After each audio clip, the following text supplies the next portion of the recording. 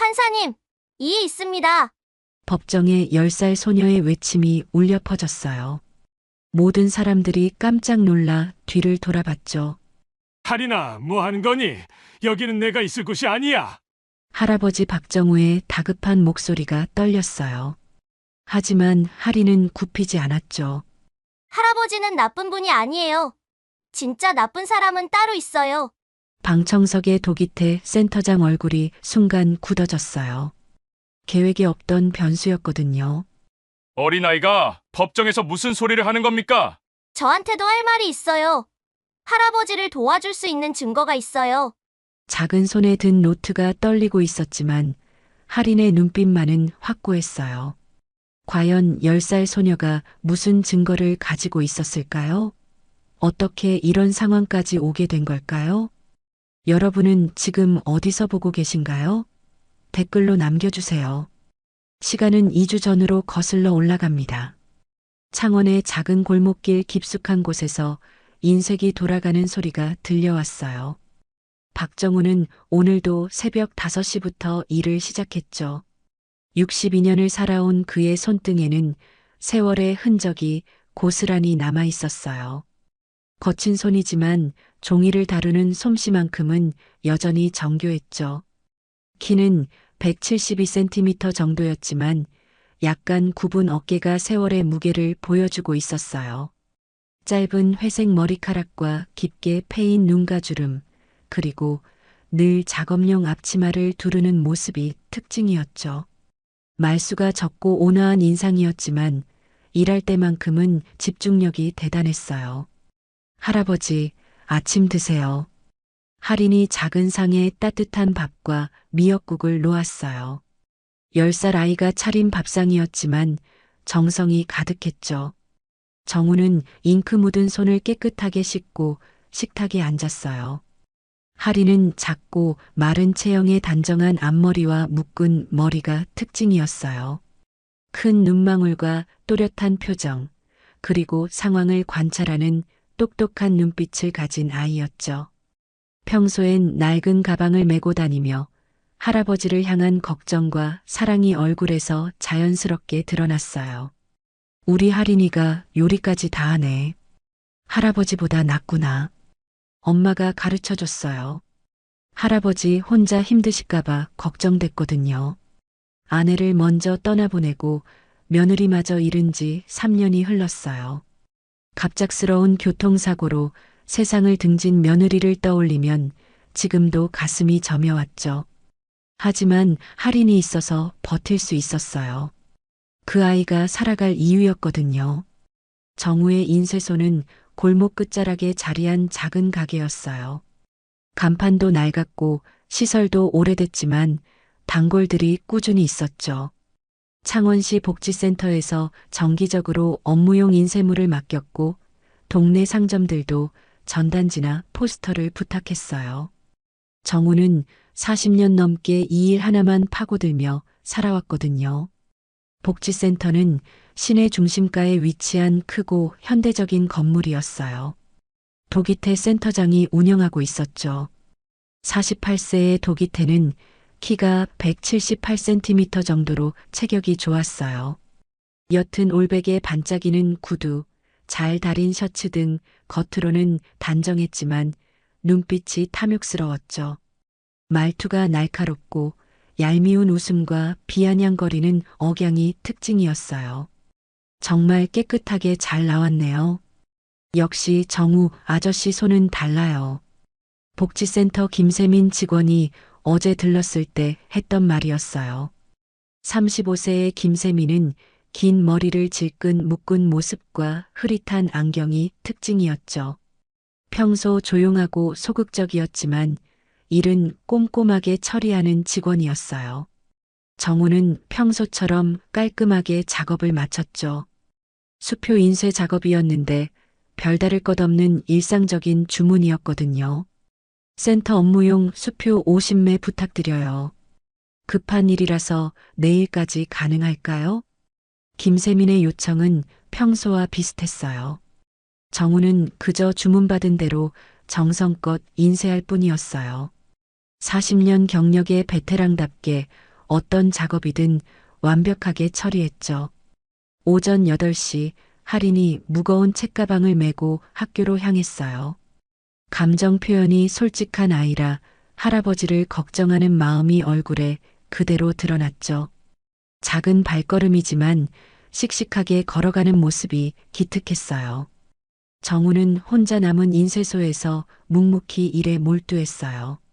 인쇄소 안은 40년간 축적된 경험과 노하우가 곳곳에 배어 있었어요. 낡은 인쇄기지만 정우의 손길을 거치면 마법처럼 깔끔한 인쇄물이 나왔죠. 벽에는 다양한 견본들이 걸려 있었고 구석에는 각종 잉크와 용지가 정리되어 있었어요. 오늘은 유난히 한산한 하루였어요. 몇 건의 명함 주문과 전단지, 작업이 전부였죠. 정우는 여유롭게 작업하며 할인이 학교에서 돌아오기를 기다렸어요. 점심때가 되어서야 인쇄소 전화벨이 요란하게 울렸어요. 정우 인쇄소입니다. 박정우 씨 맞습니까? 창원서 부경찰서 강력계입니다. 갑작스러운 경찰서 전화에 정우의 심장이 덜컥 내려앉았어요. 평생 법과는 거리가 먼 삶을 살아왔는데 무슨 일인지 알 수 없었거든요. 수화기를 든 손이 미세하게 떨렸어요. 네, 맞습니다만 무슨 일이신지요? 지금 즉시 출두 요청드립니다. 복지센터 관련 중요한 사건으로 조사가 필요해서요. 전화를 끊고 나니 머리가 하얘졌어요. 무슨 일인지 전혀 짐작할 수 없었죠. 정우는 서둘러 인쇄소 문을 잠그고 경찰서로 향했어요. 가는 길 내내 불안한 마음이 계속 커져갔죠. 평생 남에게 피해를 준 적 없는데 왜 경찰서에 가야 하는지 이해할 수 없었어요. 창원서 부경찰서는 시내 중심가에 위치한 큰 건물이었어요. 정우는 떨리는 마음으로 강력계 사무실을 찾아갔죠. 경찰서 특유의 차가운 분위기가 더욱 긴장하게 만들었어요. 경찰서 조사실은 차갑고 을씨년스러웠어요. 형사 2명이 딱딱한 표정으로 앉아 있었고 정우는 떨리는 마음으로 맞은편에 자리를 잡았죠. 형광등 불빛 아래 모든 것이 냉정하고 객관적으로 보였어요. 박정우 씨, 창원시 복지센터에서 위조 수표 사건이 발생했습니다. 위조 수표라고요? 저는 그런 거 모르는데요. 정우의 목소리가 떨렸어요. 위조라는 단어 자체가 너무 무거웠거든요. 도기태 센터장이 받은 수표가 위조품이었어요. 그런데 문제는 그 수표가 정우 인쇄소에서 제작된 것으로 밝혀졌다는 겁니다. 정우의 머리가 완전히 하얘졌어요. 위조라는 말 자체를 이해할 수가 없었거든요. 평생 정직하게만 살아왔는데 이런 일이 일어날 리 없었죠. 손에는 잉크 자국이 희미하게 남아있어 평생 인쇄 일을 해온 사람이란 느낌이 강했어요. 저는 정말 그런 일 한 적 없습니다. 뭔가 오해가 있는 것 같아요. 증거가 명확합니다. 수표 하단에 정우 인쇄소 고유 마크가 선명하게 찍혀 있거든요. 형사가 투명한 비닐봉지에 든 수표를 꺼내 보여줬어요. 분명히 자신의 인쇄소 마크가 있었죠. 하지만 정우는 그런 수표를 만든 기억이 전혀 없었어요. 도대체 어떻게 된 일인지 알 수가 없었거든요. 이상하네요. 제가 만든 건 분명하지만 위조는 아닙니다. 정상적인 주문을 받아서 만든 건데요. 복지센터 김세민 직원이 직접 주문했다고 증언했습니다. 그런데 센터 장부에는 그런 기록이 없어요. 정우는 혼란스러웠어요. 분명히 김세민이 와서 주문했는데 장부에 기록이 없다는 게 이상했거든요. 하지만 형사들은 이미 의심스러운 눈빛으로 정우를 바라보고 있었어요. 조사는 3시간 넘게 이어졌어요. 정우는 같은 말만 계속 반복할 수밖에 없었죠. 정말 억울한 일이었거든요. 하지만 형사들의 표정은 점점 굳어져 갔어요. 증거가 명확해 보였기 때문이었죠. 박정우 씨, 솔직히 말씀하시는 게 좋을 겁니다. 증거가 이렇게 명확한 상황에서 계속 부인하시면 더 불리해질 수 있어요. 하지만 정말 모르는 일인데요. 억울합니다. 정우의 목소리에는 절망감이 묻어 있었어요. 아무도 자신을 믿어주지 않는 상황이 견딜 수 없었거든요. 일단 오늘은 이 정도로 하겠습니다. 하지만 추가 조사가 필요할 것 같으니 연락드리면 꼭 응해주세요. 그리고 당분간 거주지를 벗어나지 마시기 바랍니다. 집에 돌아온 정우의 얼굴은 흑빛으로 변해 있었어요. 할인이 뛰어나와 할아버지 품에 안겼지만 웃을 수가 없었죠. 아이에게 이런 걱정을 끼치고 싶지 않았거든요. 하지만 할인은 할아버지의 변화된 모습을 금세 알아챘어요. 할아버지, 왜 그렇게 안 좋아 보이세요? 할인의 큰 눈에 걱정이 가득했어요. 감정 표현이 솔직한 아이라 불안감이 그대로 얼굴에 드러났죠. 아무것도 아니야. 할인이는 걱정하지 마라. 정말요? 할아버지 얼굴이 너무 어두워 보이는데요. 그런데 다음 날 아침 상황은 더욱 심각해졌어요. 지역 신문 천면에 큼지막하게 기사가 실렸죠. 창원복지센터 수표 위조 사건 발생. 지역 인쇄소 운영자 긴급 수사. 동네 사람들이 수군거리기 시작했어요.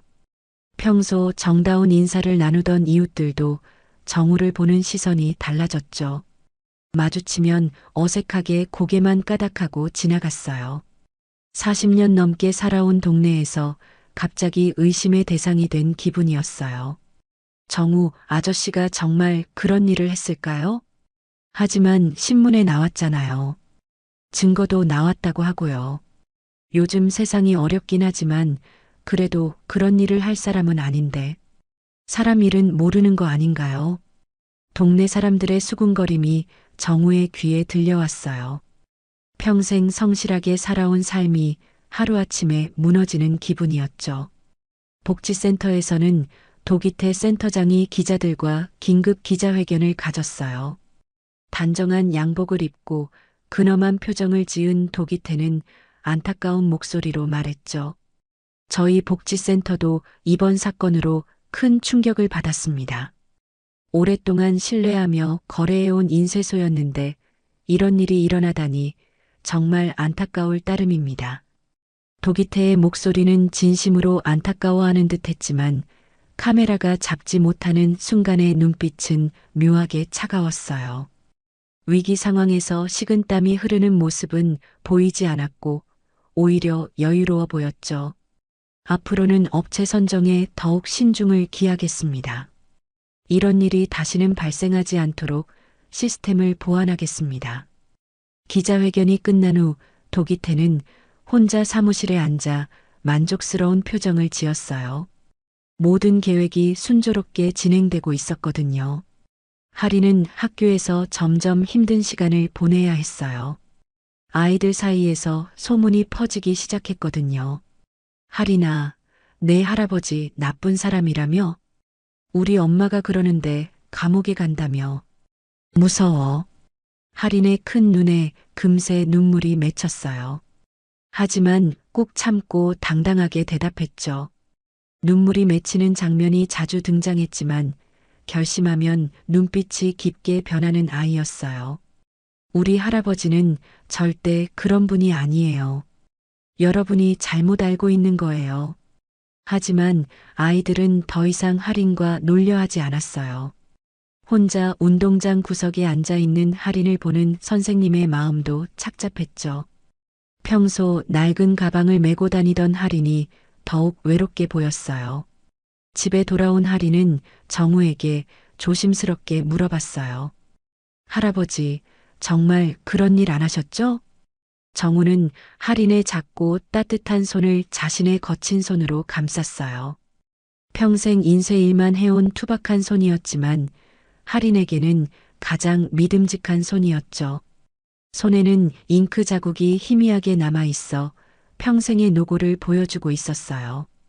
할아버지가 언제 할인이한테 거짓말한 적 있니? 한 번도 없어요. 그럼 됐다. 할아버지를 끝까지 믿어라. 진실은 반드시 밝혀질 거야. 하지만 며칠 후 상황은 더욱 심각해졌어요.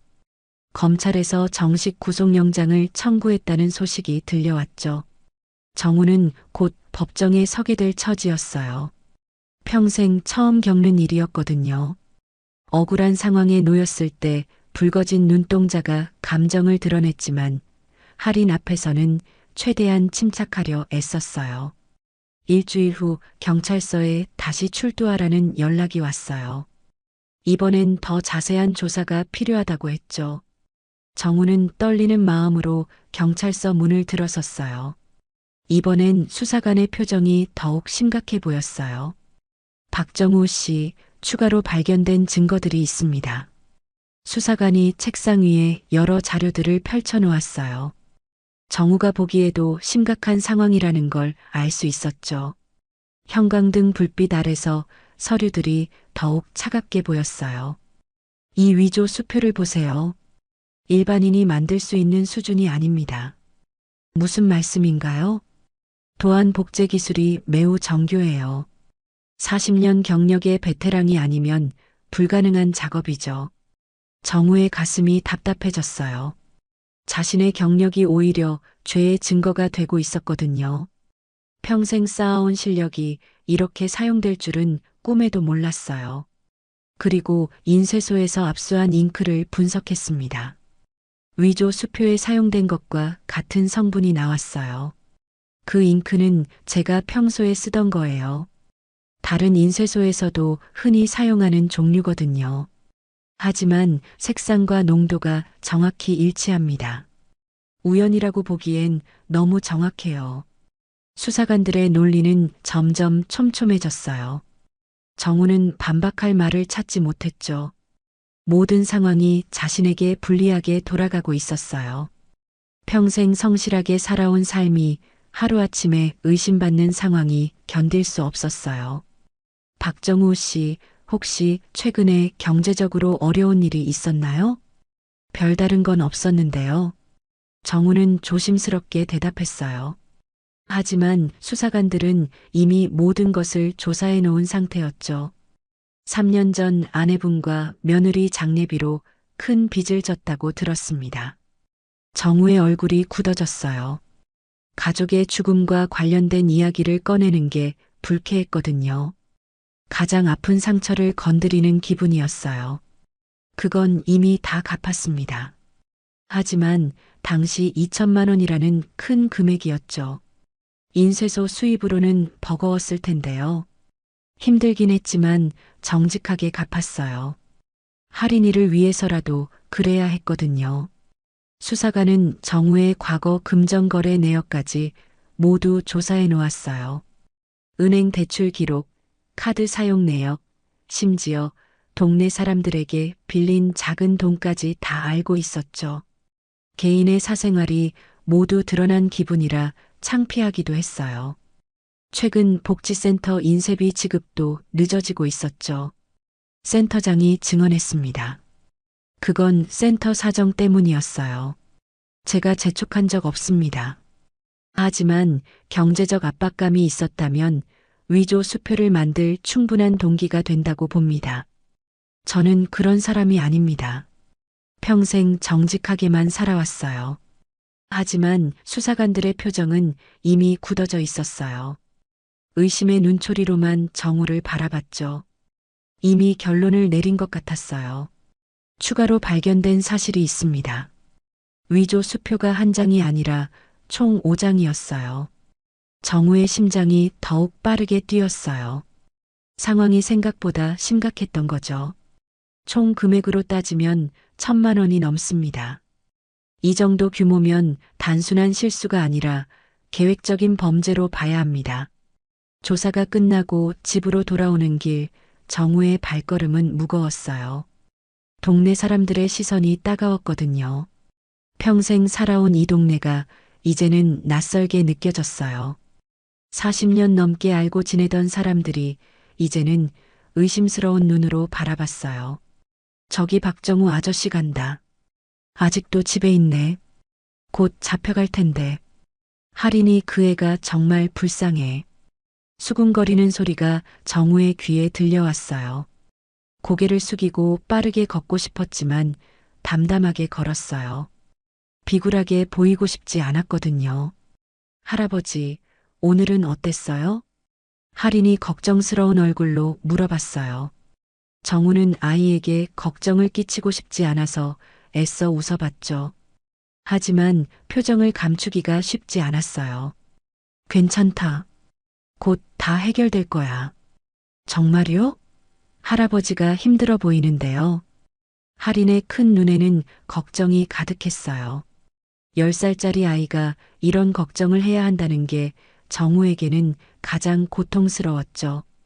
감정 표현이 솔직한 아이라 걱정이 그대로 얼굴에 드러났어요.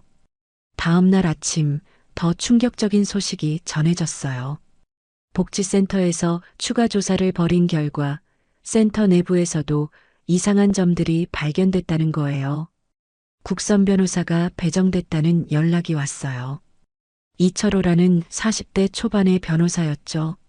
하지만 첫 만남부터 그의 태도는 영 성의가 없어 보였어요. 늘 피곤해 보이는 무표정한 얼굴과 약간 흐트러진 정장 차림이었죠. 솔직히 말씀드리면 이 사건은 증거가 너무 명확해서 변호하기가 쉽지 않을 것 같습니다. 저는 정말 모르는 일인데요. 억울합니다. 하지만 인쇄소 마크가 선명하게 찍혀 있잖아요. 그리고 직원 증언도 있고요. 변호사마저 정우를 완전히 믿지 못하는 눈치였어요. 형식적인 변호만 할 생각인 것 같았죠. 정우를 제대로 변호할 의지가 없어 보이며 대충 얼버무리는 말투가 특징이었어요. 이 정도 증거면 실형도 각오해야 할 것 같습니다. 실형이라고요? 정우의 목소리가 떨렸어요. 실형이라는 단어가 머릿속에서 맴돌았죠. 할인이는 어떻게 하죠? 제가 없으면 그 아이는 누가 돌봐주나요? 친척분들이 계시지 않나요? 아무도 없어요. 할인이와 저뿐이거든요. 정우의 목소리가 더욱 떨렸어요. 자신보다 할인이가 걱정됐거든요. 동네 분위기도 날이 갈수록 싸늘해졌어요. 인쇄소 앞을 지나가던 사람들이 수군거리며 손가락질했어요. 평생 그런 사람인 줄 몰랐네요. 겉보기로는 도저히 알 수가 없어. 할인이 그애 생각하니까 안타깝네. 요즘 누구를 믿겠어요. 정우는 혼자서 모든 시선과 수군거림을 견뎌야 했어요. 하지만 가장 걱정되는 건 할인이었죠. 아무 죄 없는 아이가 할아버지 때문에 상처받는 모습을 보는 게 가장 괴로웠어요. 인쇄소 손님들도 하나둘 발길을 끊기 시작했어요. 40년 단골이던 사람들도 어색해하며 다른 곳으로 발길을 돌렸죠. 생계마저 위협받는 상황이었어요. 어느 날 저녁 할인이 숙제를 마치고 조용히 말했어요. 할아버지, 제가 도와드릴게요. 너는 공부나 열심히 해라. 이런 일은 어른들이 해결할 일이야. 아니에요. 할아버지는 억울한 거예요. 저도 알 수 있어요. 할인의 눈빛이 평소와 달라져 있었어요. 10살 아이의 천진한 눈이 아니라 무언가 깊이 결심한 사람의 단단한 눈빛이었죠. 결심하면 눈빛이 깊게 변하는 아이의 특징이 나타났어요. 그날 밤 정우는 좀처럼 잠을 이룰 수 없었어요. 창밖으로 보이는 자신의 인쇄소가 유난히 을씨년스러워 보였죠. 40년을 함께한 소중한 공간이었는데 이제는 죄의 증거처럼 느껴졌어요. 할인도 마찬가지로 잠을 이루지 못했어요. 할아버지가 억울하게 누명을 쓰고 있다는 확신이 들었거든요. 뭔가 해야겠다는 생각이 머릿속을 가득 채웠어요. 나 같은 늙은이가 누가 믿어주겠노. 정우는 혼자 중얼거렸어요. 증거는 명확하고 변호사마저 의심의 눈초리를 보내고 있었거든요. 모든 것이 절망적으로 보였어요. 본격적인 재판이 시작된 날 창원지방법원 203호 법정은 무거운 침묵에 쌓여 있었어요. 정우는 피고인석에 앉아 떨리는 손을 무릎 위에 올려놓았죠. 59세의 여성 판사가 엄숙한 표정으로 자리에 앉았어요. 단정한 단발머리와 얇은 프레임의 안경을 착용한 그녀는 엄격한 표정과 차분한 말투를 갖추고 있었죠. 복지센터 수표 위조 사건 심리를 시작하겠습니다. 법정은 엄숙하고 차가운 분위기였어요. 정우는 평생 처음 경험하는 법정의 분위기에 위축될 수밖에 없었죠. 검사석에서 일어선 남자는 날카로운 눈빛을 하고 있었어요. 이 사건에서 승률이 높기로 유명한 검사였죠. 정장 차림새부터 자신감이 넘쳤어요. 존경하는 재판장님, 이 사건은 명백한 계획 범죄입니다. 검사의 목소리는 차갑고 단호했어요. 그는 서류를 들어올리며 계속했죠. 피고인 박정우는 40년간 인쇄업에 종사한 베테랑입니다. 수표 제작은 물론 정교한 위조도 충분히 가능한 실력을 갖추고 있어요. 정우는 고개를 들어 검사를 바라봤지만 아무 말도 할 수 없었어요. 자신의 경력이 죄의 증거로 사용되는 상황이 억울했거든요. 억울한 상황에 놓였을 때 붉어진 눈동자가 감정을 드러냈지만 아무도 그것을 이해해주지 않았어요. 더욱 중요한 것은 범행 동기입니다. 피고인은 3년 전 가족 장례비로 인한 경제적 어려움을 겪었고 최근까지도 복지센터 인쇄비 지급을 미루는 등 금전적 압박이 심했습니다. 방청석에 앉아있던 도기태가 고개를 끄덕였어요. 그의 얼굴에는 안타까운 표정이 지어져 있었지만 눈빛 깊숙한 곳에는 차가운 무언가가 숨어 있었죠. 옅은 올백에 반짝이는 구두, 잘 다린 셔츠로 단정하게 차려입었지만 탐욕스러운 눈빛을 숨길 수는 없었어요. 증거를 보시겠습니다. 검사가 투명 봉투에 든 위조 수표를 들어 보였어요. 이 수표 하단에는 정우 인쇄소의 고유 마크가 선명하게 찍혀 있습니다. 그리고 사용된 잉크는 피고인 인쇄소에서 압수한 것과 완벽히 일치해요. 정우의 얼굴이 점점 창백해졌어요. 아무리 억울해도 증거 앞에서는 할 말이 없었거든요. 말수가 적고 온화한 인상의 정우는 법정이라는 공간에서 더욱 위축되어 보였어요. 더 나아가 이 위조 수표는 일반인이 만들 수 있는 수준이 아닙니다. 전문가의 정교한 기술이 필요한 고도의 범죄 행위입니다. 이철호 변호사가 일어났어요. 하지만 그의 목소리에는 확신이 없었죠. 늘 피곤해 보이는 무표정한 얼굴로 형식적으로 변호하는 것처럼 보였어요. 재판장님, 피고인은 일관되게 무죄를 주장하고 있습니다. 단순히 기술을 보유했다고 해서 범인으로 단정할 수는 없습니다. 하지만 변호인님, 현재까지 나온 모든 증거가 피고인을 가리키고 있지 않습니까? 검사의 반박에 이철호는 더 이상 할 말을 잃었어요. 정우를 바라보는 그의 눈빛에도 의구심이 섞여 있었죠. 그때 방청석 뒤편에서 작은 움직임이 있었어요. 할인이 조용히 들어와 앉아 있었거든요. 10살 아이가 이런 무거운 법정에 혼자 와 있는 모습이 안쓰러웠어요. 작고 마른 체형의 단정한 앞머리와 묶은 머리의 할인은 큰 눈망울로 상황을 관찰하고 있었죠. 증인 도기태 센터장을 부르겠습니다. 도기태가 증인석으로 걸어갔어요. 키는 178cm 정도로 체격이 좋은 그는 깔끔한 정장에 진지한 표정을 지은 완벽한 증인의 모습이었죠. 하지만 그의 말투에는 날카로운 무언가가 숨어 있었어요. 증인은 피고인과 어떤 관계입니까? 5년간 업무 거래를 해온 사이입니다. 복지센터 각종 인쇄물을 맡겨왔어요. 평소 피고인의 모습은 어땠습니까? 도기태는 잠시 머뭇거리는 척했어요. 그러더니 안타까운 표정으로 말했죠. 하지만 그 연기는 완벽했어요. 솔직히 말하면 최근 들어 경제적으로 많이 어려워 보였습니다. 인쇄비 지급을 자주 미뤄달라고 요청했고 할인도 여러 번 부탁했어요. 정우의 가슴이 쿵 내려앉았어요. 사실과 다른 증언이었거든요. 하지만 법정에서는 아무도 자신을 믿어주지 않을 것 같았어요. 그리고 지난달에는 특이한 일이 있었습니다.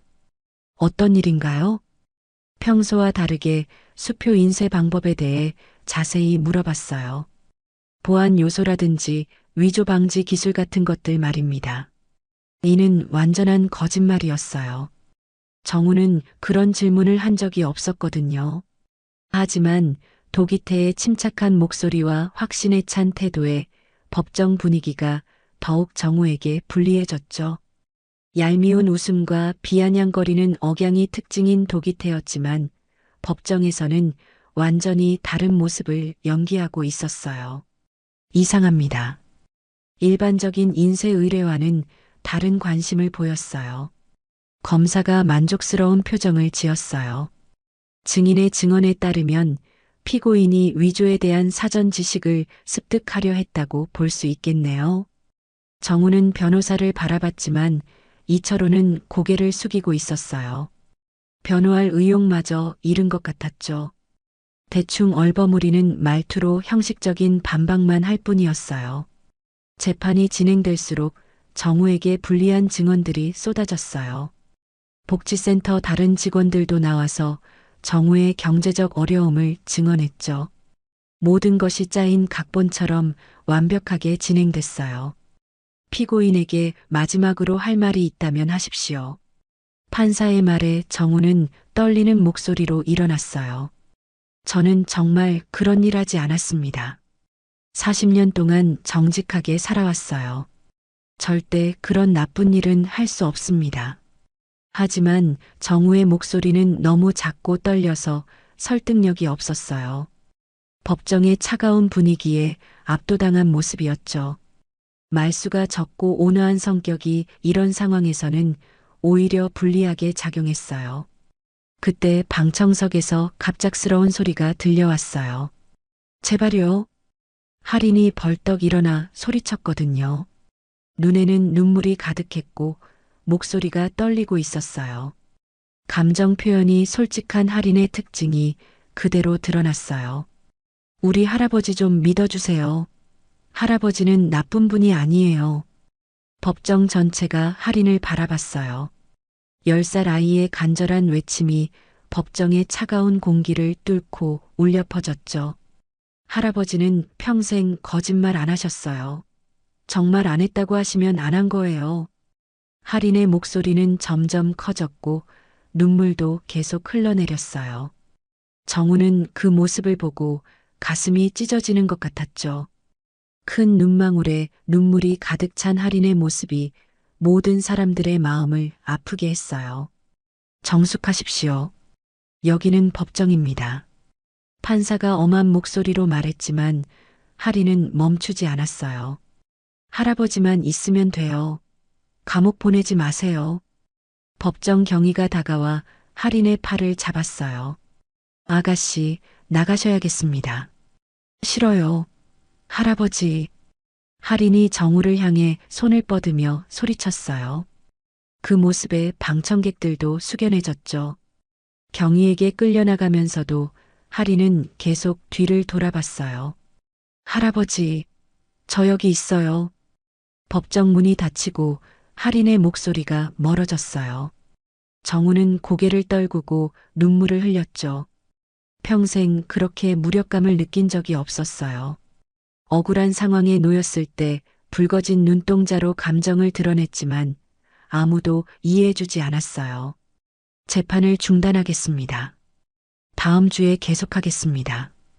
판사가 퇴정하고 법정이 비어갔어요. 정우는 한참 동안 혼자 앉아 있었죠.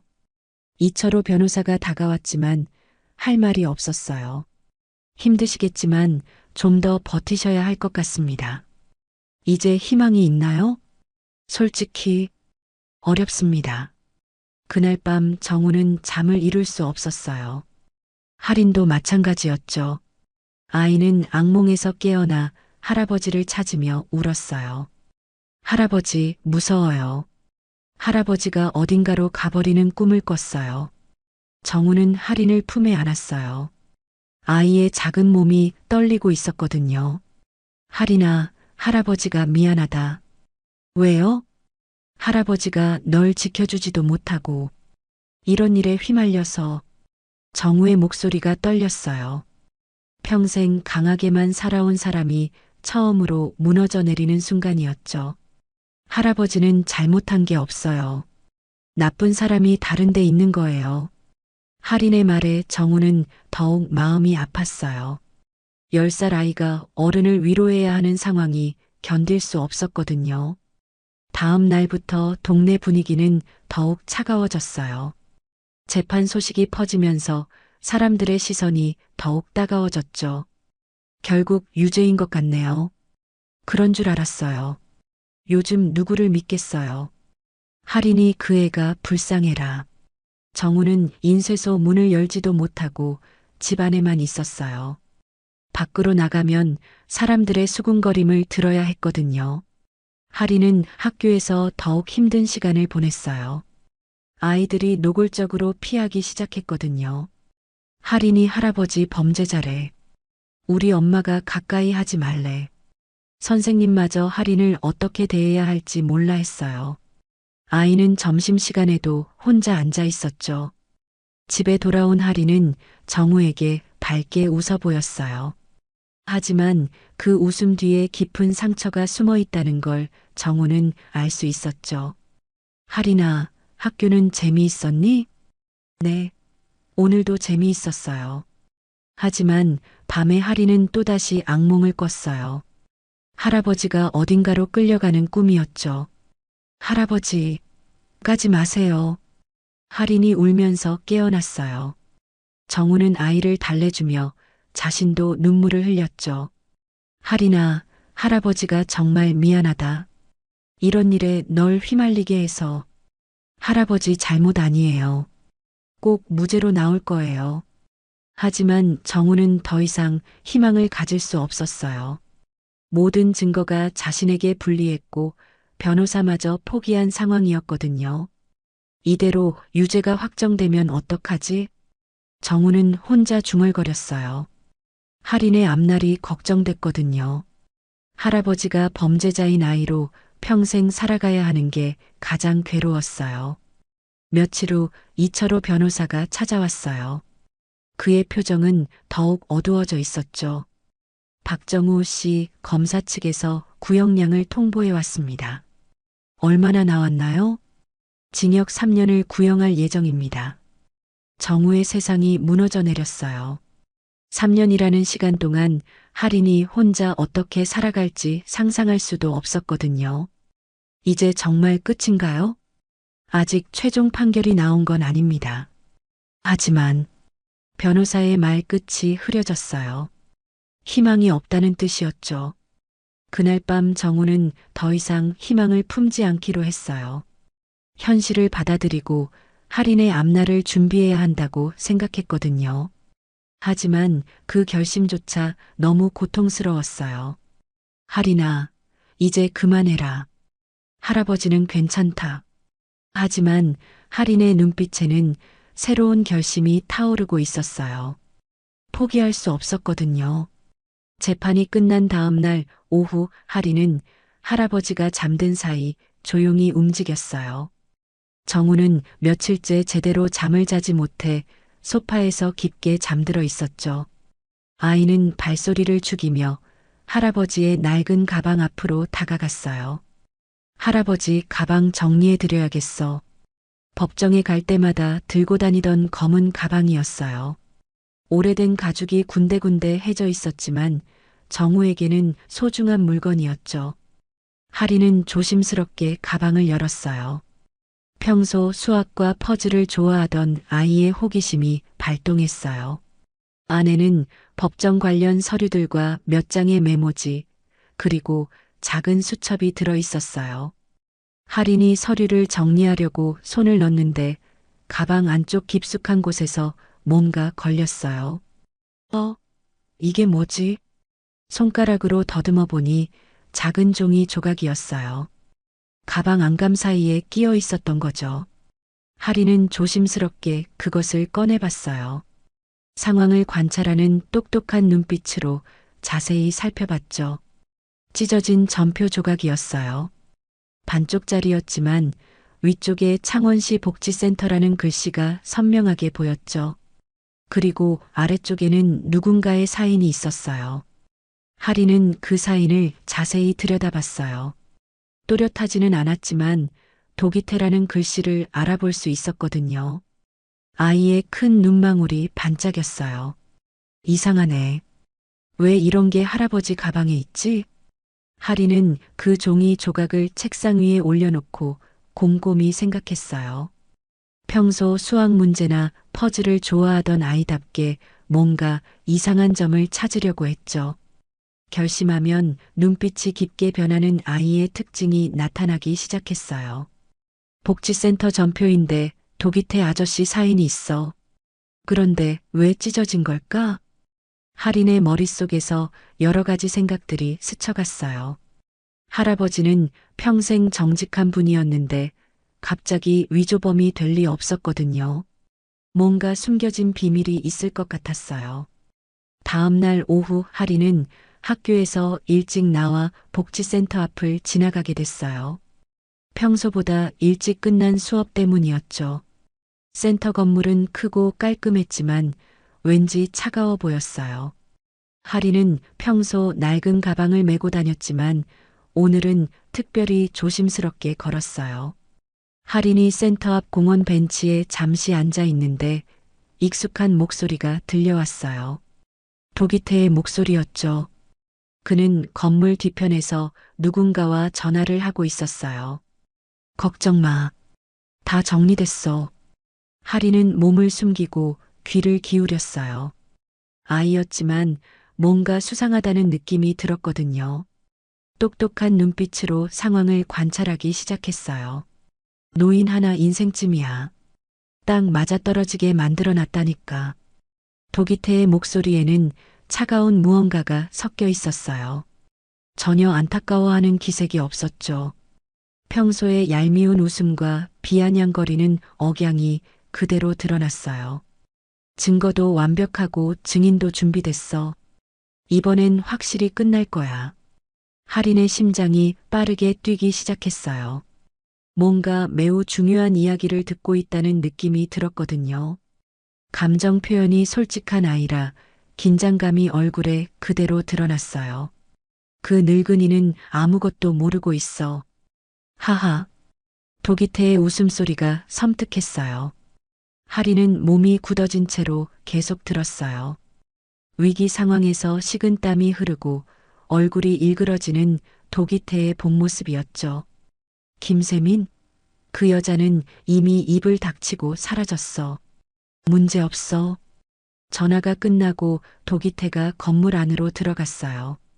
하리는 한참 동안 벤치에 앉아 있었죠. 머릿속이 복잡했거든요. 할아버지가 억울하다고 하신 게 맞는 것 같아. 집에 돌아온 하리는 곧바로 책상으로 향했어요. 어제 발견한 종이 조각을 다시 꺼내어 자세히 살펴봤죠. 이게 뭔가 중요한 증거일 수도 있어. 하리는 돋보기까지 가져와서 종이를 살펴봤어요. 찢어진 부분을 자세히 보니 뭔가 숫자 같은 것들이 희미하게 보였거든요. 상황을 관찰하는 똑똑한 눈빛으로 세밀하게 분석했어요. 그때 정우가 깨어나 하린의 방으로 들어왔어요. 하린아, 뭐 하고 있니? 아, 할아버지. 그냥 숙제하고 있어요. 하린은 재빨리 종이 조각을 숨겼어요. 할아버지가 더 걱정하실까 봐서였죠. 할아버지를 향한 걱정과 사랑이 얼굴에서 자연스럽게 드러났어요. 그래. 하린이는 정말 공부도 열심히 하고 정우의 목소리에는 깊은 피로가 묻어 있었어요. 며칠째 제대로 먹지도 자지도 못했거든요. 약간 굽은 어깨가 더욱 처져 보였어요. 할아버지, 밥 드세요. 제가 라면 끓여드릴게요. 고맙다. 우리 하린이가 다 컸네.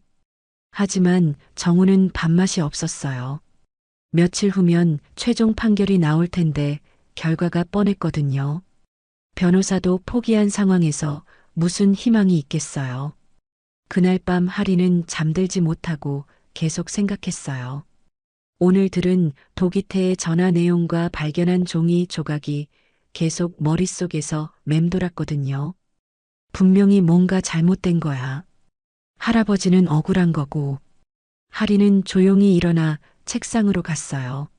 종이 조각을 다시 꺼내어 달빛에 비춰봤죠. 뭔가 더 보일 것 같았거든요. 이 종이가 열쇠일 수도 있어. 다음날 하리는 학교에 가서도 계속 그 일만 생각했어요. 수업 시간에도 집중이 안 됐죠. 선생님이 몇 번 이름을 불러도 대답하지 못했어요. 하리나, 어디 아프니? 아니에요. 괜찮아요. 하지만 괜찮지 않았어요. 할아버지를 도와야 한다는 생각에 머릿속이 가득 차 있었거든요. 10살 아이의 눈이 아니라 무언가 깊이 결심한 사람의 단단한 눈빛으로 변하고 있었어요. 점심시간에 하리는 혼자 앉아 또다시 생각에 잠겼어요. 도기태의 말이 계속 귓가에 맴돌았어요. 노인 하나 인생쯤이야 라는 말이 특히 화가 났죠. 할아버지는 나쁜 분이 아닌데 왜 그렇게 말하는 거지? 하리는 작은 주먹을 꽉 쥐었어요. 10살 아이에게는 감당하기 힘든 분노였지만 참을 수 없었거든요. 감정 표현이 솔직한 아이라 분노가 그대로 얼굴에 드러났어요. 학교가 끝나고 집에 오는 길, 하리는 또다시 복지센터 앞을 지나갔어요. 혹시 또 뭔가 들을 수 있을까 싶어서였죠. 평소 낡은 가방을 메고 조심스럽게 걸었어요. 이번에는 센터 앞 화단 뒤에 몸을 숨겼어요.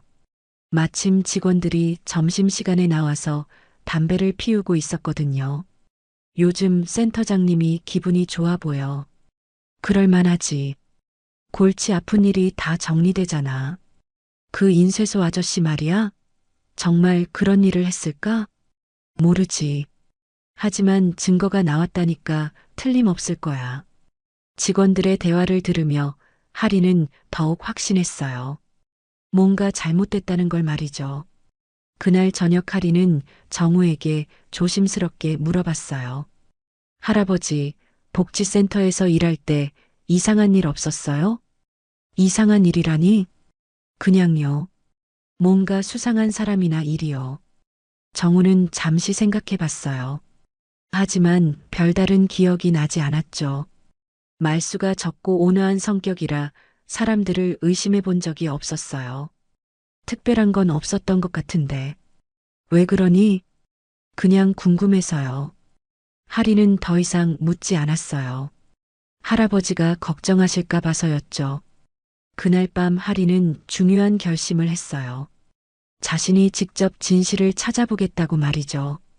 어린아이지만 할아버지를 위해서라면 뭐든 할 수 있을 것 같았어요. 10살 아이의 눈이 아니라 진실을 찾겠다는 탐정의 눈빛으로 변해가고 있었어요. 할아버지, 제가 꼭 도와드릴게요. 하리는 작은 목소리로 중얼거렸어요. 창밖으로 보이는 별들에게 다짐하는 것 같았죠. 평소 수학과 퍼즐을 좋아하던 하린의 똑똑한 머리가 돌아가기 시작했어요. 찾은 종이 조각과 들은 대화, 그리고 지금까지의 상황을 차근차근 분석했죠. 분명히 뭔가 숨겨진 게 있어. 제가 찾아낼 거예요. 하린의 큰 눈망울에는 새로운 결심이 타오르고 있었어요. 10살 아이의 눈이 아니라 진실을 찾겠다는 탐정의 눈빛이었죠.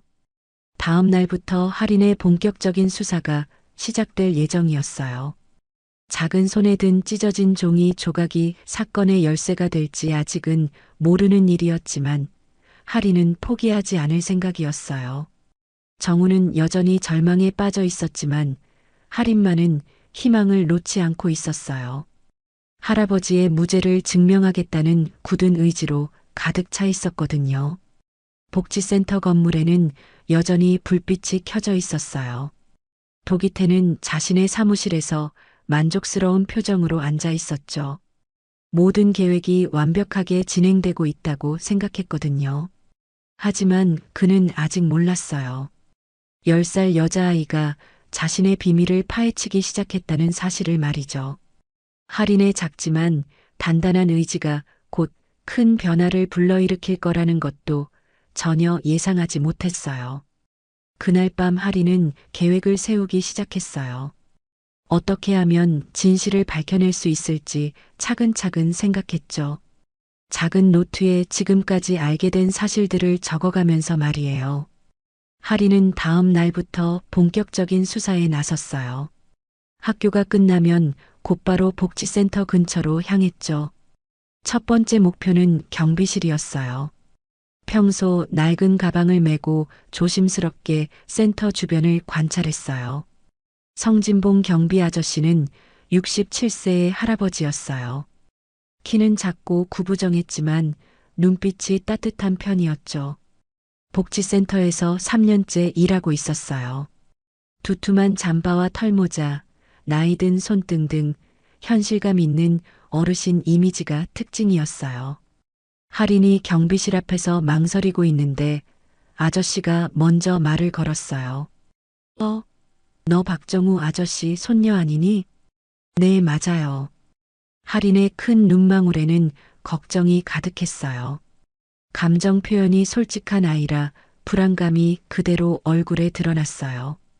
참 안 됐다. 좋은 분인데 이런 일이 생기다니. 성진봉 아저씨의 목소리에는 진심 어린 안타까움이 묻어 있었어요. 할인은 용기를 내어 물어봤죠. 아저씨, 혹시 이상한 일 본 적 없으세요? 이상한 일이라니? 그냥요. 센터에서 평소와 다른 일 같은 거요. 성진봉은 잠시 생각하더니 목소리를 낮췄어요. 복지센터 주변에서 오래 일해 시설 사정을 잘 알고 있었거든요. 글쎄, 며칠 전에 이상한 걸 받긴 했는데 할인의 눈이 반짝였어요. 뭔가 중요한 정보를 들을 수 있을 것 같았거든요. 상황을 관찰하는 똑똑한 눈빛으로 집중했어요. 센터장이 밤늦게 뒷마당에서 서류를 태우더라고. 평소에 그런 일 없었는데 말이야. 언제요? 내 할아버지 사건 터지기 하루 전날이었어. 새벽 2시쯤 되었을 거야. 할인은 가슴이 뛰었어요. 분명히 중요한 단서였거든요. 평소 수학과 퍼즐을 좋아하던 아이답게 이 정보의 중요성을 직감했어요. 그때 무슨 서류였는지 알 수 있어요? 잘 모르겠어. 하지만 꽤 많은 양이었던 것 같았어. 연기가 한참 올라가더라고. 할인은 성진봉 아저씨에게 고맙다고 인사하고 센터 주변을 더 돌아다녔어요. 혹시 다른 단서가 있을까 해서였죠. 작고 마른 체형이지만 씩씩하게 움직였어요. 센터 뒤편 화단에서 봉사활동을 하던 50대 아주머니들과도 이야기를 나눴어요. 그중 한 분이 중요한 말을 해주었죠. 그런데 이상한 게 김세민 직원이 갑자기 사표를 냈어요. 언제요? 너희 할아버지 일 터지자마자 바로요. 아무 말도 없이 그냥 사라져버렸어. 할인은 그 이름을 기억했어요. 할아버지가 인쇄 주문을 받을 때 자주 언급하던 직원이었거든요. 35세의 김세민은 긴 머리를 질끈 묶은 모습과 흐릿한 안경이 특징이었죠. 김세민 언니가 어디 갔는지 아세요? 아무도 몰라요. 연락도 안 되고 집도 비어 있대요. 할인의 머릿속에서 퍼즐 조각들이 맞춰지기 시작했어요. 뭔가 큰 그림이 보이기 시작한 거죠. 결심하면 눈빛이 깊게 변하는 아이의 특징이 나타났어요. 그날 저녁 할인은 작은 노트에 지금까지 알게 된 사실들을 정리했어요. 찢어진 전표 조각, 도기태의 수상한 전화, 서류 소각, 김세민의 갑작스러운 사라짐까지 모든 걸 적었죠. 뭔가 연결되는 게 있을 거야. 다음 날 할인은 더 대담한 계획을 세웠어요. 복지센터 내부를 직접 확인해 보기로 한 거죠. 방문자 신분으로 들어가면 뭔가 더 찾을 수 있을 것 같았거든요. 안녕하세요. 할머니 뵈러 왔어요. 하리는 당당하게 리셉션에 말했어요. 실제로 센터에는 많은 어르신들이 계셨고 아이들이 면회 오는 일도 흔했죠. 단정한 앞머리와 묶은 머리의 하리는 의심받지 않았어요. 몇 호실이신가요? 잠깐만요. 전화로 확인해 볼게요. 하리는 핸드폰을 꺼내 통화하는 척 했어요. 그 사이 주변을 살펴봤죠. 사무실 쪽으로 가는 복도가 보였어요. 죄송해요. 할머니가 잠시 외출하셨대요. 나중에 다시 올게요. 하리는 자연스럽게 나가면서 건물 구조를 파악했어요. 도기태의 사무실 위치도 확인했죠. 며칠 후 기회가 왔어요. 하린이 센터 근처를 지나가는데 도기태가 누군가와 다투는 소리가 들렸거든요. 이런 식으로 하면 안 된다고 했잖아. 너무 늦었어. 이미 시작된 일이야. 하리는 조심스럽게 다가가 숨어서 들었어요. 도기태와 한 남자가 이야기하고 있었거든요. 위기 상황에서 식은땀이 흐르고 얼굴이 일그러지는 도기태의 모습이었어요. 그 늙은이는 아무것도 모르고 있어. 계속 무죄라고 우기고 있다고? 그래서 더 문제야. 할인이라는 애가 자꾸 이상한 질문을 하고 다녀. 도기태의 얼굴이 굳어졌어요. 할인의 존재를 의식하기 시작한 거죠. 탐욕스러운 눈빛이 더욱 차갑게 변했어요. 그 애가 뭘 알겠어. 10살짜리가. 하지만 조심해야 해. 요즘 애들은 생각보다 영리하거든. 대화를 듣던 할인의 몸이 굳어졌어요. 자신에 대한 이야기였거든요. 감정 표현이 솔직한 아이라 두려움이 얼굴에 드러났어요. 그때 도기태가 그 남자에게 차갑게 말했어요. 할인에게 내뱉는 모욕적인 대사가 시청자의 분노를 유발하는 순간이었죠. 판사님 앞에서 이 애가 뭐라고 떠들든 노인네 인생은 이미 끝났어. 할인은 그 말에 온몸이 떨렸어요. 너무나 비열하고 차가운 말이었거든요. 10살 아이에게는 감당하기 힘든 악이었죠. 하지만 동시에 강한 분노가 솟아올랐어요. 증거도 완벽하게 조작했고 증인도 다 준비됐어. 이번엔 확실히 끝장낼 거야. 하리는 더 이상 듣고 있을 수 없어서 조용히 자리를 떴어요. 가슴이 터질 것 같았거든요. 하지만 무서움보다는 분노가 더 컸어요. 집에 돌아온 하리는 노트를 꺼내 새로 들은 내용을 적었어요. 증거 조작이라는 단어가 특히 중요해 보였죠. 할아버지를 구할 수 있는 건 나뿐이야. 하리는 작은 주먹을 꽉 쥐었어요. 무섭고 두렵지만 포기할 수 없었거든요. 위협을 느끼지만 할아버지를 위한 뚝심으로 버텨냈어요. 다음 며칠 동안 하리는 더욱 적극적으로 움직였어요. 센터 주변에서 일하는 사람들, 자주 오가는 주민들과 대화를 나눴죠. 그러던 중 중요한 증언을 듣게 됐어요. 센터 청소 담당 60대 아주머니가 들려준 이야기였거든요. 김세민 양이 사라지기 전날 밤 사무실에서 엄청 큰 소리로 다투는 걸 들었어요. 누구랑 다퉜어요? 센터장하고. 김세민 양이 울면서 뭐라고 하는데 정확히는 못 들었어요. 하리는 김세민이 뭔가 중요한 걸 알고 있었을 거라고 확신했어요. 그래서 도기태가 그녀를 내보낸 거라고 생각했죠. 며칠 후 하리는 결정적인 증거를 발견했어요. 센터 뒤편 쓰레기통 근처에서 반쯤 탄 서류 조각을 찾은 거죠. 성진봉 아저씨가 말한 그 소각 사건의 흔적이었어요. 서류 조각에는 정우 인쇄소 도장이 찍혀 있었는데 자세히 보니 뭔가 이상했어요. 평소 할아버지가 사용하는 도장과 미묘하게 달랐거든요. 이것도 위조된 거야. 하리는 그 조각을 조심스럽게 노트에 끼워 넣었어요. 중요한 증거였거든요. 그런데 며칠 후 놀라운 일이 일어났어요. 성진봉 아저씨가 할인을 찾아왔거든요. 손에는 작은 USB를 들고 있었어요. 할인아, 이걸 내게 줘야 할 것 같아. 뭐예요? 김세민 양이 사라지기 전날 밤 경비실에 이걸 맡겨놨어. 혹시 무슨 일이 생기면 박정우 아저씨한테 전해달라고 했는데 하리는 가슴이 뛰었어요. 이것이야말로 결정적인 증거일 수도 있었거든요. 집에서 하리는 모든 단서들을 차근차근 정리했어요. 찢어진 전표, 도기태의 수상한 대화, 김세민의 실종, 서류 소각, 위조된 도장, 그리고 USB까지 모든 걸 연결해 봤죠. 분명히 도기태가 모든 걸 조작한 거야. 할인의 증거 노트는 점점 두꺼워졌어요. 각각의 사실들이 하나의 큰 그림을 만들어가고 있었거든요. 모든 단서를 모아 완성된 증거 노트였어요. 하지만 아직 USB의 내용을 확인하지 못했어요. 집에 컴퓨터가 없었거든요.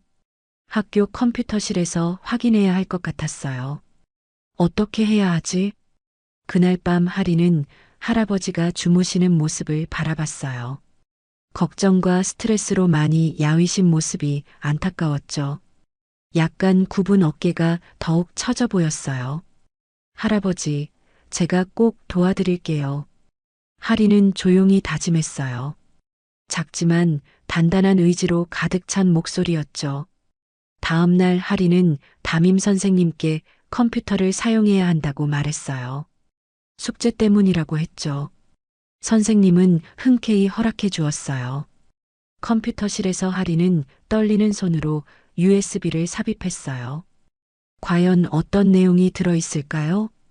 파일을 열어보니 김세민의 음성 메시지가 들어있었어요. 떨리는 목소리로 녹음된 내용이었죠. 저는 김세민입니다. 복지센터 행정 담당이었어요. 도기태 센터장이 저에게 위조 수표 제작을 지시했습니다.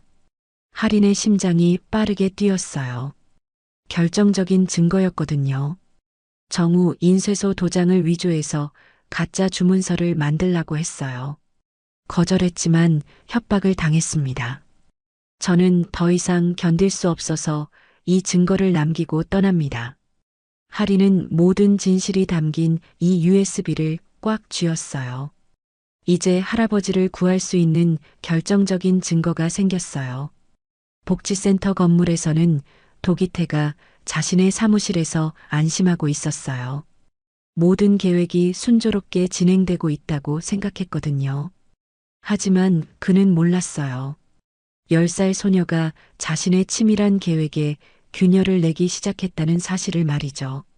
할인의 작지만 단단한 의지가 곧 큰 변화를 불러일으킬 준비가 되어 있었어요. 중간 재판 날이 찾아왔어요.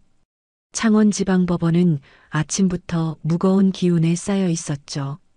정우는 더욱 야윈 모습으로 피고인석에 앉았어요. 며칠째 제대로 먹지도 자지도 못한 상태였거든요. 짧은 회색 머리카락이 더욱 힘없어 보였고 깊게 패인 눈가주름이 고통을 말해주고 있었어요. 하리는 방청석 맨 뒷자리 구석에 조용히 앉아 있었어요. 손에는 지난 며칠간 정리한 증거 노트를 꽉 쥐고 있었죠. 두꺼운 노트에는 모든 단서와 증언들이 빼곡히 적혀 있었어요. 작고 마른 체형의 할인이었지만 눈빛만큼은 확고했어요. 판사가 입장하자 법정에 숙연한 침묵이 흘렀어요. 59세 여성 판사는 엄격한 표정으로 자리에 앉았죠.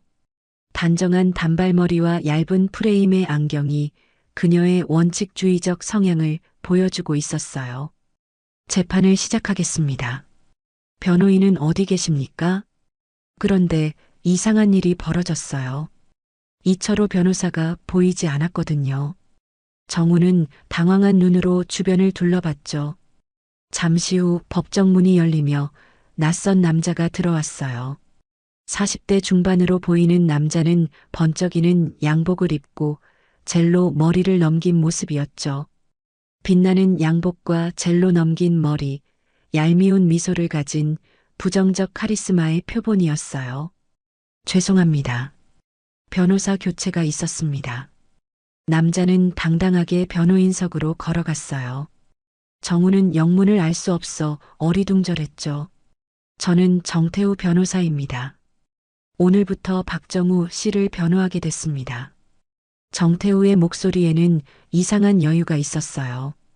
마치 이미 결과를 알고 있는 것 같았죠. 말을 빠르게 하며 법정에서 기선을 제압하려는 스타일이었어요. 방청석에 앉아있던 도기태의 입꼬리가 살짝 올라갔어요. 모든 것이 계획대로 되어가고 있었거든요. 키는 178cm 정도로 체격이 좋은 도기태는 옅은 올백에 반짝이는 구두로 단정하게 차려입었지만 눈빛은 여전히 탐욕스러웠어요. 피고인 박정우 씨 새로운 변호사가 배정된 것에 대해 어떻게 생각하십니까? 판사의 질문에 정우는 혼란스러워했어요. 갑작스러운 변화에 대처할 수 없었거든요.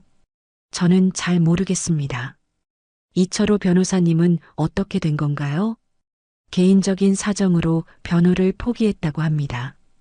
정태우가 대답했지만 그의 표정에는 진심이 보이지 않았어요. 오히려 약간의 냉소가 섞여 있었죠. 할인을 비웃는 듯한 표정이 자주 등장했어요. 재판이 진행되면서 이상한 점들이 드러나기 시작했어요. 정태우는 정우를 변호하는 것이 아니라 오히려 불리한 방향으로 몰아가고 있었거든요. 피고인의 경제적 어려움을 고려할 때 범행 동기가 충분하다고 생각합니다. 이는 변호사가 할 말이 아니었어요. 오히려 검사가 해야 할 주장이었거든요. 정우는 점점 절망에 빠져갔어요. 변호사마저 자신을 믿지 않는다면 누가 도와줄 수 있겠어요.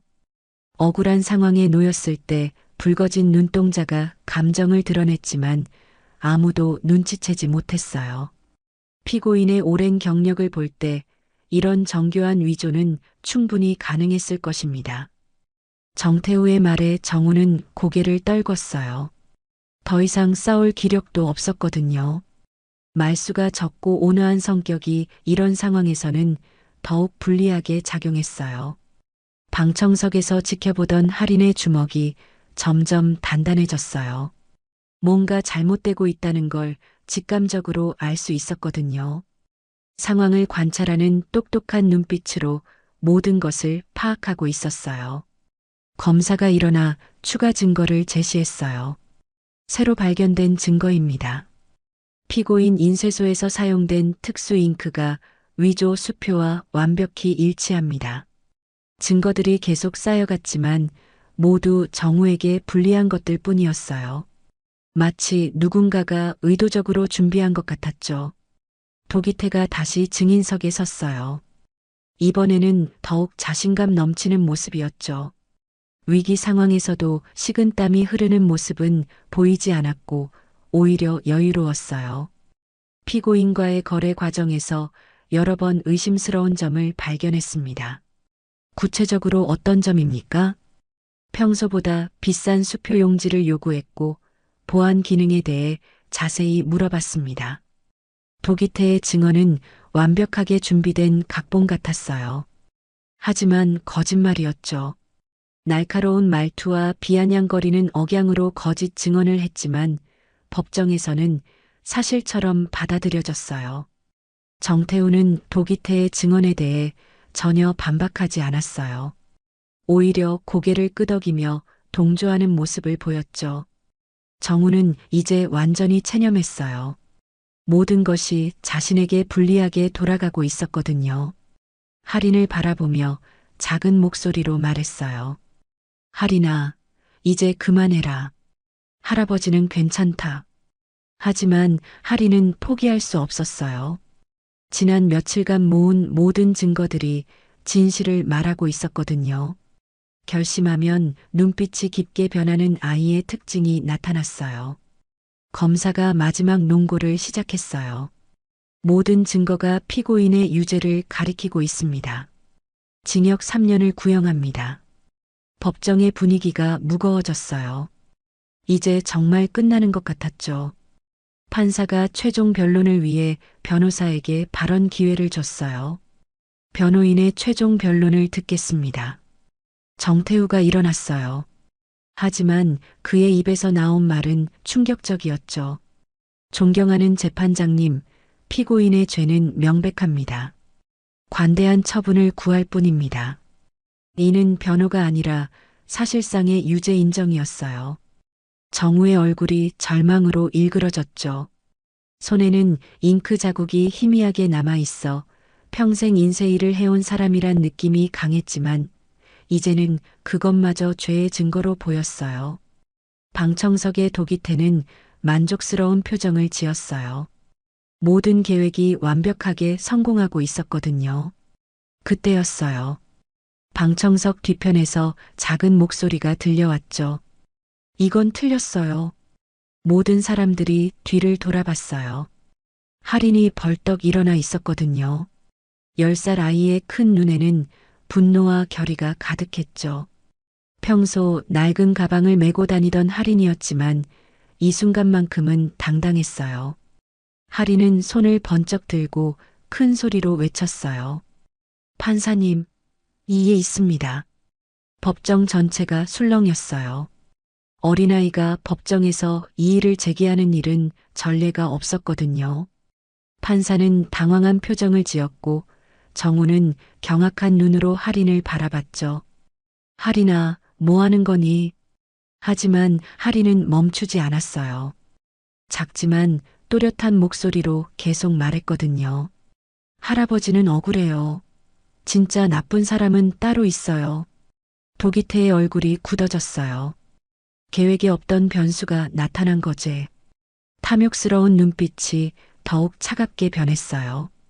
저기요. 어린아이가 법정에서 무슨 소리를 하는 겁니까? 도기태가 일어나 항의했지만 할인은 굽히지 않았어요. 감정 표현이 솔직한 아이지만 이 순간만큼은 당당했어요. 판사가 엄한 목소리로 말했어요. 여기는 법정입니다. 조용히 하십시오.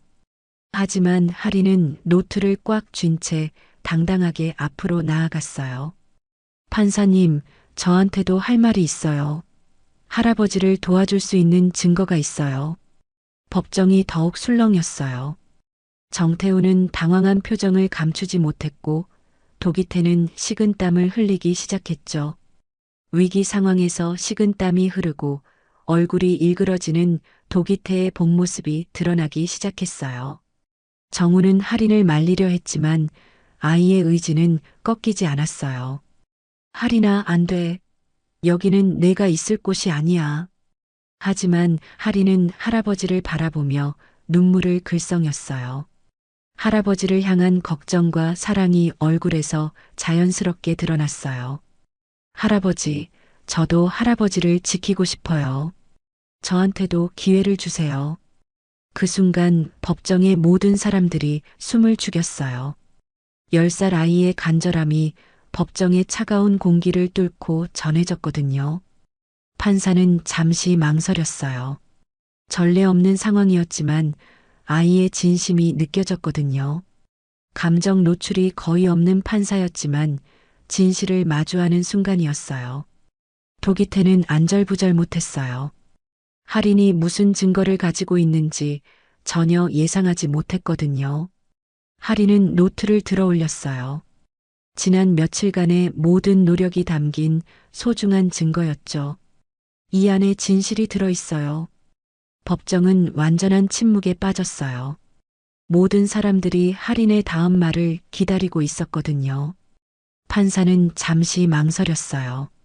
법정에서 어린아이의 발언을 허가하는 것은 매우 이례적인 일이었거든요. 하지만 할인의 간절한 눈빛을 보고 결심을 굳혔죠. 59세 여성 판사의 엄격한 표정에 미묘한 변화가 생겼어요. 해당 아동의 발언을 듣겠습니다. 판사의 허가가 떨어지자 법정이 다시 술렁였어요. 정태우 변호사는 당황한 표정을 감추지 못했고 도기태는 얼굴이 굳어졌죠. 빛나는 양복과 젤로 넘긴 머리로 자신감을 과시하던 정태우도 이 순간만큼은 당황했어요. 할인은 떨리는 손으로 증거 노트를 꺼냈어요. 지난 며칠간의 모든 수사 결과가 담긴 소중한 노트였거든요. 작고 마른 체형의 할인이었지만 목소리만큼은 또렷했어요. 판사님, 제가 찾은 증거들을 보여드릴게요. 할인의 목소리는 작았지만 또렷했어요. 10살 아이라고 믿기지 않을 만큼 차분했죠. 상황을 관찰하는 똑똑한 눈빛으로 모든 것을 정리해서 설명하기 시작했어요. 첫 번째로 할인은 찢어진 전표 조각을 꺼냈어요. 이건 할아버지 가방에서 찾은 거예요. 복지센터 전표인데 도기태 아저씨 사인이 있어요. 도기태의 얼굴이 순간 굳어졌어요. 그 전표의 존재를 완전히 잊고 있었거든요. 키는 178cm 정도로 체격이 좋은 도기태였지만 이 순간만큼은 위축되어 보였어요. 하지만 이상한 점이 있어요. 날짜를 보세요. 할인이 전표를 들어 올리며 설명했어요. 큰 눈망울로 자세히 살펴보며 논리적으로 분석했죠. 이 전표는 사건이 일어나기 일주일 전에 작성된 거예요. 그런데 할아버지한테 수표 주문이 들어온 건 3일 전이었거든요. 판사가 관심을 보이기 시작했어요. 논리적인 지적이었거든요. 엄격한 표정과 차분한 말투의 판사도 이 분석력에 놀라워했어요. 계속 말해보세요. 할인은 용기를 얻어 두 번째 증거를 제시했어요. 성진봉 경비 아저씨 증언이에요. 사건 터지기 하루 전 새벽에 도기태 아저씨가 서류를 태우는 걸 봤대요. 도기태가 급하게 일어났어요. 위기 상황에서 식은땀이 흐르고 얼굴이 일그러지는 모습이 드러났죠. 그건 일반적인 폐기 작업이었습니다. 기밀 서류라서. 하지만 할인은 침착하게 다음 증거를 꺼냈어요. 결심하면 눈빛이 깊게 변하는 아이의 특징이 나타났어요. 이건 그때 타고 남은 서류 조각이에요. 반쯤 탄 종이 조각에는 정우, 인쇄소 도장이 찍혀 있었어요. 하지만 뭔가 이상했죠. 할아버지 도장이랑 비교해 보세요. 글씨체가 미묘하게 달라요. 할인이 정우에게서 받은 진짜 도장과 비교해 보이자 확실한 차이가 드러났어요. 위조된 도장이었던 거죠. 평소 수학과 퍼즐을 좋아하던 아이답게 세밀한 관찰력을 발휘했어요. 검사도 관심을 보이기 시작했어요. 예상치 못한 전개였거든요. 더 있어요. 할인은 세 번째 증거를 꺼냈어요. 작은 USB였죠. 김세민 언니가 사라지기 전에 남긴 거예요. 경비 아저씨가 찾아서 저한테 주셨어요. 성진봉 아저씨가 방청석에서 고개를 끄덕였어요. 며칠 전 할인에게 전해준 것이 맞았거든요. 키는 작고 구부정하지만 눈빛이 따뜻한 67세 경비 아저씨였죠. 판사가 USB 재생을 허가했어요. 법정에 김세민의 떨리는 목소리가 울려 퍼졌죠. 35세의 김세민은 긴 머리를 질끈 묶은 모습과 흐릿한 안경이 특징이었는데 평소 조용하고 소극적이었지만 양심의 갈등 끝에 진실을 알리기 위해 도망친 인물이었어요. 저는 김세민입니다. 복지센터 행정 담당이었어요. 센터장 도기태가 저에게 위조 수표 제작을 지시했습니다. 법정이 조용해졌어요. 모든 사람들이 숨을 죽이고 들었거든요. 정우 인쇄소 도장을 위조해서 가짜 주문서를 만들라고 했어요. 거절했지만 협박을 당했습니다. 저는 더 이상 견딜 수 없어서 이 증거를 남기고 떠납니다. 음성이 계속됐어요. 도기태는 복지센터 예산을 횡령하려고 했어요. 가짜 수표를 만들어서 돈을 빼돌리고 박정우 씨에게 죄를 뒤집어 씌우려 한 거예요. 저는 이 모든 과정을 목격했습니다. 음성이 끝나자 법정은 완전한 침묵에 빠졌어요. 결정적인 증언이었거든요. 도기태는 얼굴이 새하얗게 질렸어요. 모든 계획이 무너져 내리는 순간이었죠. 옅은 올백에 반짝이는 구두로 단정하게 차려입었지만 탐욕스러운 눈빛이 공포로 변했어요. 거짓말이야. 그 여자가 거짓 증언을 한 거야. 도기태가 다급하게 소리쳤지만 이미 늦었어요. 날카로운 말투와 얄미운 웃음은 온데간데였고 절망에 찬 목소리만 남았어요. 하리는 마지막 증거를 꺼냈어요. 그리고 이건 진짜 중요한 거예요. 작은 봉투에서 잉크 샘플을 꺼냈어요. 할아버지 인쇄소에서 쓰는 잉크와 위조 수표 잉크는 달라요. 과학 동아리 선생님이 도와주셔서 확인했어요. 간단한 분석 결과지를 제시하자 성분이 명확히 달랐어요. 누군가 일부러 다른 잉크를 사용한 거였죠. 판사가 놀란 표정으로 물어봤어요.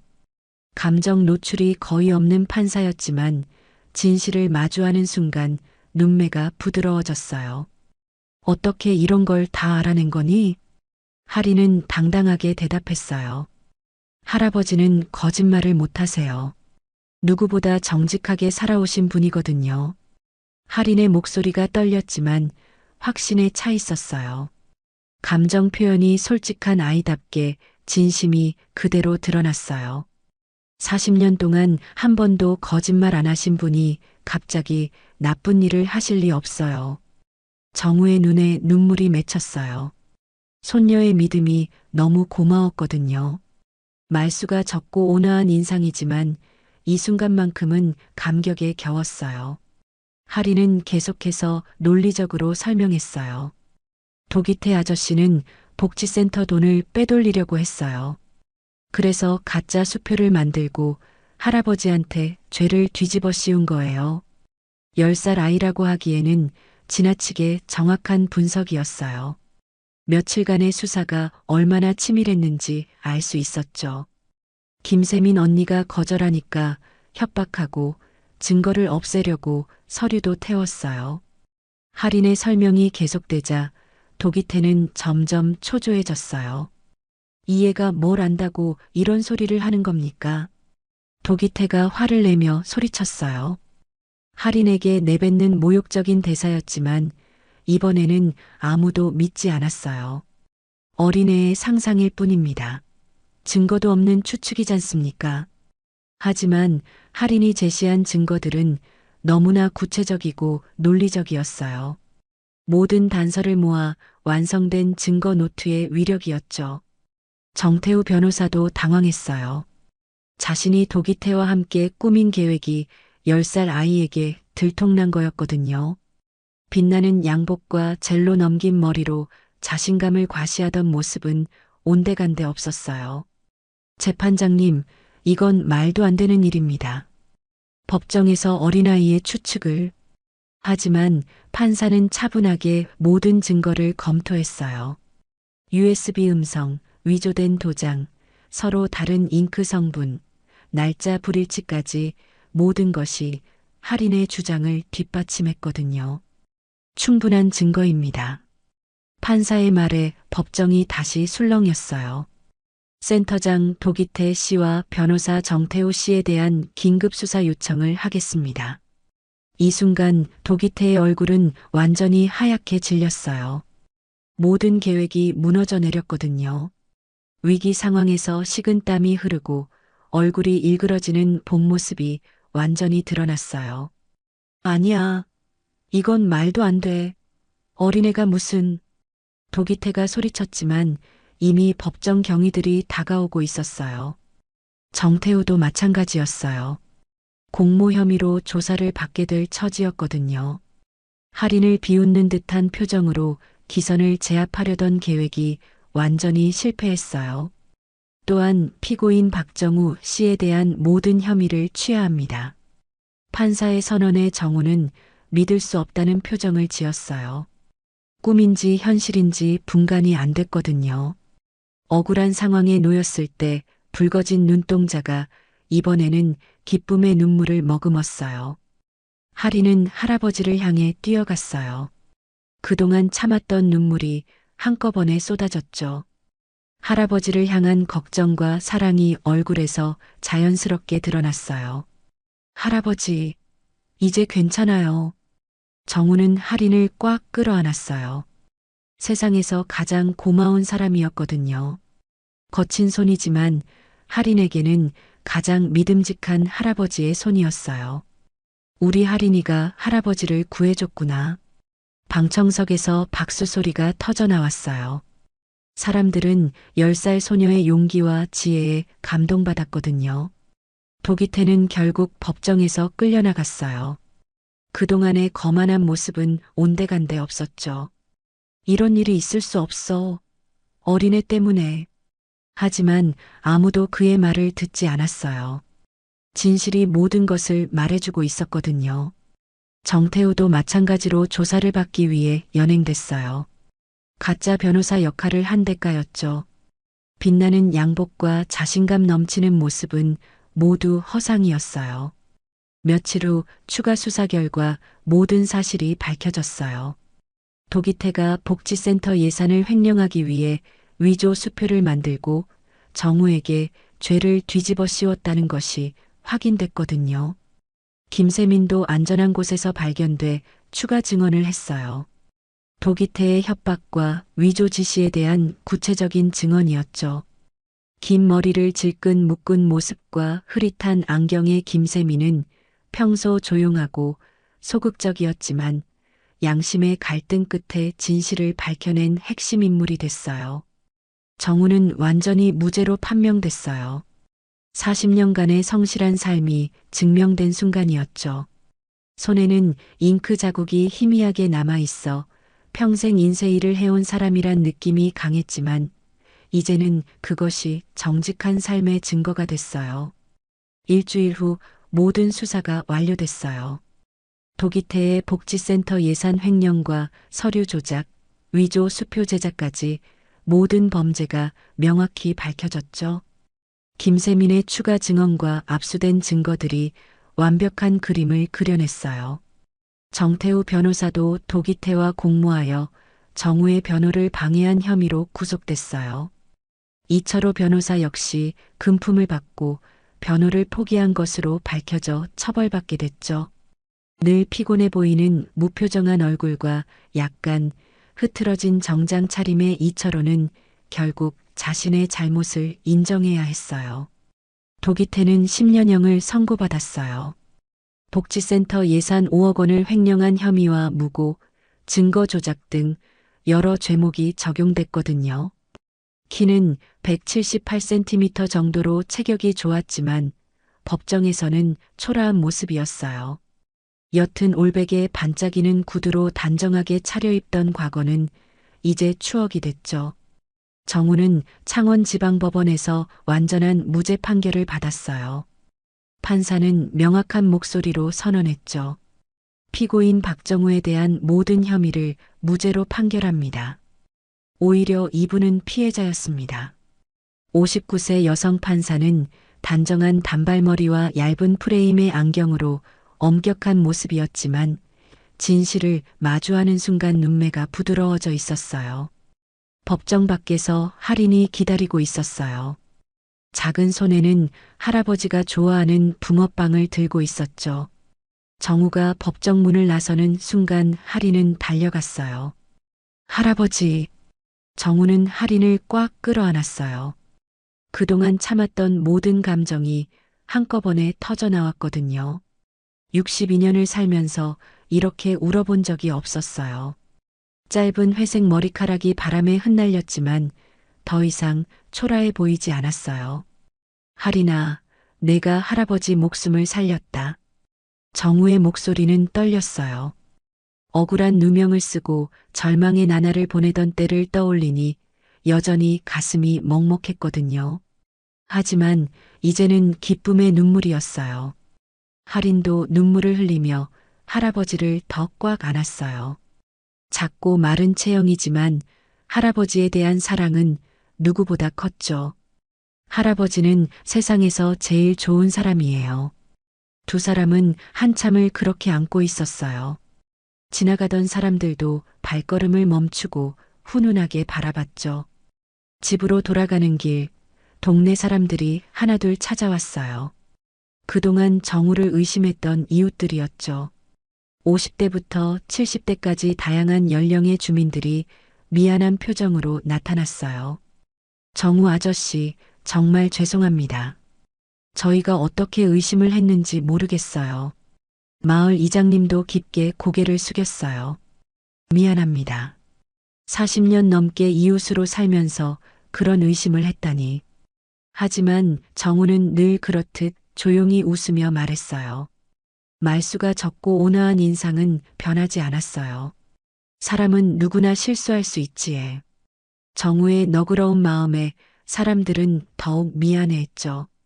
근데 나를 믿어준 저 아이가 있어 나는 살았습니다. 정우가 할인을 바라보며 말하자 사람들도 감동했어요. 10살 아이의 용기와 지혜에 모두 놀라워했거든요. 할인의 큰 눈망울과 또렷한 표정이 더욱 빛나 보였어요. 복지센터에서도 공식 사과문을 보내왔어요. 새로 부임한 센터장이 직접 찾아와 사과했죠. 이런 일이 일어나서 정말 죄송합니다. 앞으로는 투명하게 운영하겠습니다. 그리고 박정우 선생님께는 정신적 피해에 대한 보상을 해드리겠습니다. 정우는 담담하게 받아들였어요. 이미 모든 것을 용서한 마음이었거든요. 평생 성실하게 살아온 사람의 너그러움이었죠. 보상보다는 앞으로 이런 일이 없도록 해주세요. 며칠 후 인쇄소에 다시 손님들이 찾아오기 시작했어요. 이번 일로 오히려 정우의 정직함이 더욱 널리 알려졌거든요. 정우 아저씨, 명함 좀 부탁드립니다. 역시 정직한 분께 맡겨야 마음이 놓여요. 이번 일로 더욱 믿음이 갔어요. 단골 손님들이 하나둘 돌아왔고 새로운 손님들도 생겼어요. 인쇄소는 예전보다 더 바빠졌죠. 40년 경력의 베테랑 솜씨의 정직함까지 더해져 최고의 평판을 얻었어요. 할인은 학교에서도 완전히 달라졌어요. 아이들이 다시 가까이 다가왔고 선생님들도 할인을 자랑스러워했거든요. 할인이 정말 대단해요. 어른들도 못할 일을 해냈네요. 할인이가 우리 반의 자랑이에요. 담임 선생님이 할인을 칭찬하자 아이들도 박수를 쳤어요. 할인은 부끄러워하며 웃었죠. 평소 낡은 가방을 메고 다니던 할인이었지만 이제는 당당해 보였어요. 일주일 후 창원시에서 할인에게 청소년 정의상을 주겠다는 연락이 왔어요. 10살 아이가 정의를 실현한 공로를 인정한다는 거였죠. 시상식 날 할인은 조금 긴장했어요. 많은 어른들 앞에서 상을 받는 게 부담스러웠거든요. 단정한 앞머리와 묶은 머리로 단정하게 차려입었지만 여전히 어린아이였어요. 할아버지, 제가 잘할 수 있을까요? 우리 할인이는 이미 충분히 잘했어. 자신 있게 하면 돼. 정우는 평소 늘 작업용 앞치마를 두르고 있었지만 오늘만큼은 깔끔한 정장을 입고 할인을 응원했어요. 할인은 할아버지의 격려를 받고 당당히 무대에 올랐어요. 상을 받으면서도 할아버지만 바라봤죠. 이 상은 할아버지와 함께 받는 거예요. 저 혼자서는 할 수 없었거든요. 할인의 말에 박수가 터져 나왔어요. 모든 사람들이 감동했거든요. 감정 표현이 솔직한 아이답게 진심이 그대로 전해졌어요. 할아버지께서 평생 정직하게 사셨기 때문에 저도 진실을 믿을 수 있었어요.